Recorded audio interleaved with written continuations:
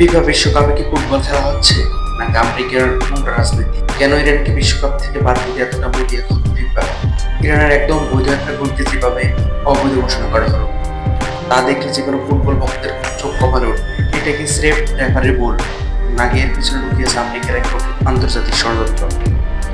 সম্প্রতি ঘটে যাওয়া এই ম্যাচে ইরান যখন অসাধারণ এক গোল করে উল্লাসে মেতে উঠছিল, ঠিক তখনই যেন আকাশ ভেঙে পড়ল তাদের মাথা। ছবিতে আপনারা স্পষ্ট দেখতে পাচ্ছেন গোলটি কতটা নিখুঁত এবং গতিশীল, কিন্তু বিআর এবং প্রযুক্তির দোহাই দিয়ে সেই গোলটি বাতিল করে দেওয়া হয়। অনেকে বলছেন মাঠের খেলা এখন আর কেবল মাঠের মধ্যে সীমাবদ্ধ নেই। আমেরিকার সাথে ইরানের দীর্ঘদিনের যে রাজনৈতিক বিরোধিতা, তার প্রভাব কি এবার সরাসরি ফিফার উপর এসে পড়লো?